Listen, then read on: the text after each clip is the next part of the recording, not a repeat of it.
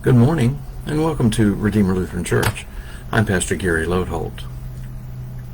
This next Sunday is Pentecost Sunday, the day when we celebrate the outpouring of the Holy Spirit on the disciples after Jesus ascended back to heaven. It's the third holiday after Easter and Christmas, and is considered the birthday of the Church, as from that point on, the Holy Spirit leads those early believers in witnessing about Jesus and in compassionate care for those in the community around them. So, this week, we've been exploring facets of the Holy Spirit. I use the word facets intentionally because there's something mysterious and larger than we can understand about the Holy Spirit. Yet on occasion, we get glimpses. When Jesus talks about the Holy Spirit in the Gospel of John, he calls the Spirit the Paraclete. That's a Greek word that is notoriously hard to translate into one single English word. And so this week we've been looking at the various ways that word has been translated in English versions of the Bible and discovering new vistas for who the Holy Spirit is and what the Holy Spirit does. Some of you know that Eugene Peterson wrote a paraphrase of the Bible that has become very popular. It's called The Message, and while it's a paraphrase instead of the actual text, still it can give us the opportunity to see things in ways we never saw them before. When Peterson comes to the word Paraclete, he translates it as friend. The way Peterson puts the passage in John that talks about the Paraclete is like this.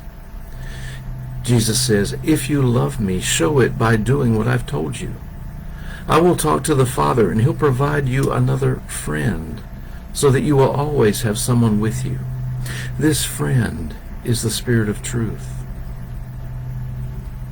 Friends are important, but when Peterson uses that word, he thinks Jesus means more than just a buddy. Rather, God is sending the Holy Spirit to be with us, to bring us into the very presence of God with us daily, to assure us and strengthen us and comfort us over and over again. We aren't left alone. We aren't left bereft. We have a friend. Not only that, but the Holy Spirit is a friend who knows us and who loves us.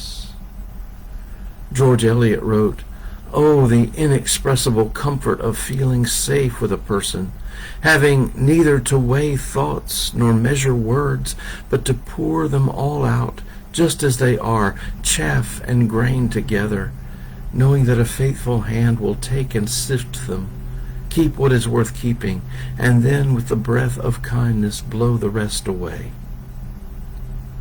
That's the kind of friend we have in the Holy Spirit and more. It's comfortable most times. It's uncomfortable when the Holy Spirit needs to nudge us out of our lethargy and complacency to follow God, to serve others, or to grow in faith. Yet even then, we have a companion for the journey. Synonyms for friend are words like companion, confidant, even soulmate. There's an intimacy there, a sharing of personhood. What comfort there is in having a friend like the Holy Spirit with us through thick and thin.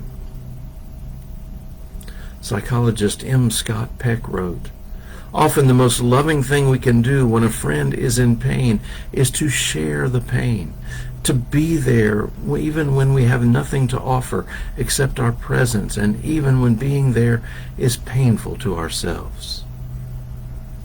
That's what the Holy Spirit does. The Holy Spirit is God's presence with us, sharing what we experience, holding us through it all. There's a famous story about the little boy who saw a sign about puppies for sale and asked how much they were. When he found out they were more than he could pay, he asked if he could see the puppies anyway. The owner whistled, and all the pups came bounding around the corner of the house, happily yipping and frolicking.